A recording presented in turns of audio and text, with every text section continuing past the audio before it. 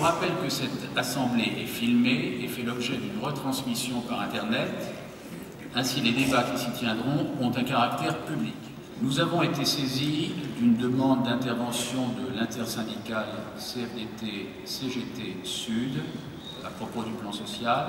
Et je voudrais maintenant donner la parole à Madame Armelle Desguigné et à Madame Sonia Rousseau, salariées de l'entreprise, qui souhaitent s'exprimer à ce titre.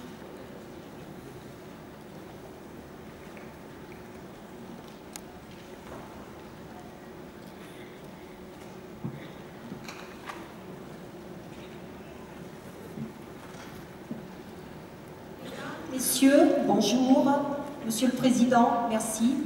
Nous sommes donc des salariés et nous allons lire le communiqué de l'intersyndicale.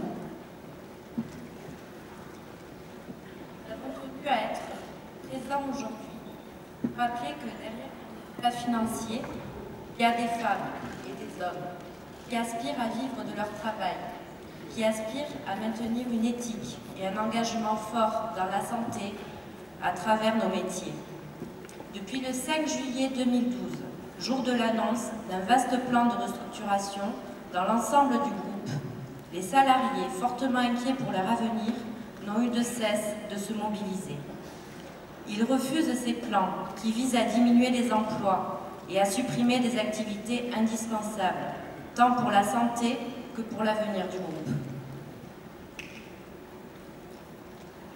Pour rappel, cela conduirait à l'arrêt de production de vaccins, dont certains essentiels pour les populations, à l'arrêt de nombreux programmes de recherche, par exemple contre la maladie d'Alzheimer, à l'arrêt de recherche de nouveaux antibiotiques alors que les résistances bactériennes se multiplient, sans compter les maladies infectieuses qui n'ont toujours pas de traitement adapté, à la suppression de près de 1500 emplois et de plus de 500 transferts interrégions dans l'ensemble du groupe en France, bouleversant un équilibre régional et une implantation historique du groupe. En recherche pharmaceutique, ce désengagement s'accompagnerait de fermetures de sites et d'infrastructures de recherche ultramodernes et performantes sur les sites de Toulouse et Montpellier, un bâtiment dédié au développement chimique, des labos P2 et P3 et l'abandon de la chimiothèque, patrimoine de Sanofi. Certains de ces bâtiments ne sont même pas amortis. Quel gâchis! Un autre rappel, entre 2008 et 2012, près de 4000 emplois en France ont déjà été supprimés, dont 1300 dans la recherche, et plusieurs dizaines de salariés ne sont toujours pas reclassés dans la chimie. Cette stratégie conduit à un désengagement inacceptable de Sanofi en France et en Europe, avec des risques majeurs de disparition du potentiel scientifique et industriel pharmaceutique, avec des conséquences à terme sur la sécurité sanitaire dans notre pays, les emplois industriels et le commerce extérieur. Pour rappel, le groupe Sanofi touche chaque année plus de 130 millions de crédits d'impôt recherche, auquel va s'ajouter le crédit d'impôt compétitivité. Comment accepter que cet argent public payé par nos impôts n'impose pas à la direction de Sanofi de maintenir son potentiel scientifique et industriel et soit créateur d'emplois? De plus, le groupe Sanofi continue d'engager des sommes considérables depuis 4 ans dans des restructurations. Environ 1,5 milliard sont pris sur ces résultats. Depuis juillet, nous vous alertons. Comment rester opérationnel et garant de la qualité des dossiers déposés avec un manque d'expertise interne?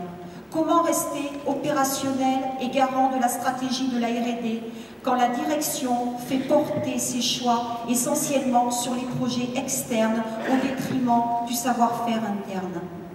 Comment conserver les expertises avec des restructurations permanentes qui démantèlent les équipes de recherche? Comment assurer l'avenir du groupe en France sans une recherche forte? L'enjeu est majeur pour le PIB de la pharma en France. Comment conserver la crédibilité et l'image de Sanofi si demain nous n'avons que Biotifique Nobiol et Lactacil Lactacil White Intimate a proposé dans les pharmacies. Ces restructurations, associées au rachat d'actions, se font aux dépens des investissements dans la recherche et développement. Un portefeuille ambitieux ne se limite pas à quelques projets et programmes.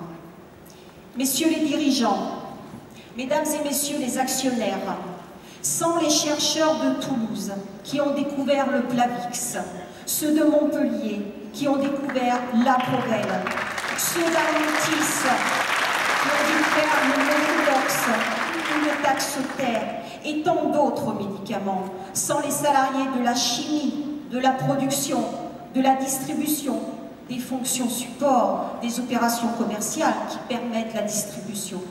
Serions-nous aujourd'hui ici dans cette salle? La première capitalisation du CAC 40, la troisième entreprise la plus bénéficiaire de France, doit embaucher dans l'intérêt de l'entreprise et du pays, plutôt que de supprimer des milliers d'emplois porteurs d'avenir. Nous en appelons au sens des responsabilités sociales, sociétales, éthiques, industrielles. Sans les femmes et les hommes qui créent les richesses de l'entreprise, il n'y a pas d'avenir. Sanofi n'est maintenant plus qu'une entreprise sans seniors et sans jeunes. Il est urgent de privilégier une politique de développement des activités et des emplois avec l'embauche de jeunes. En 8 ans, le dividende a augmenté de 130%. Nos effectifs en France ont chuté de 15%. Ça suffit. Pour la pérennité de Sanofi, mesdames et messieurs les actionnaires, dénoncez avec nous les choix stratégiques des dirigeants du groupe. Exigez d'autres choix, plus éthiques et porteurs d'un avenir dont chacun pourra être fier.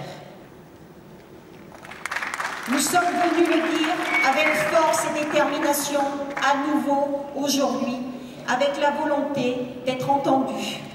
Nous vous remercions pour votre attention.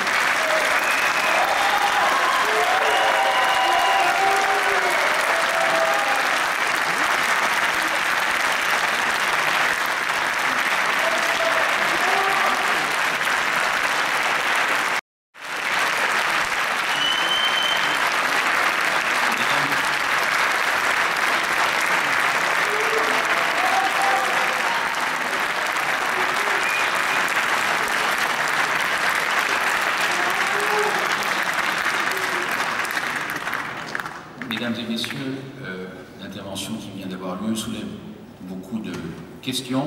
Nous aurons l'occasion d'y revenir dans nos interventions et j'imagine également dans le jeu des questions et réponses après la présentation de l'activité et des résultats du groupe.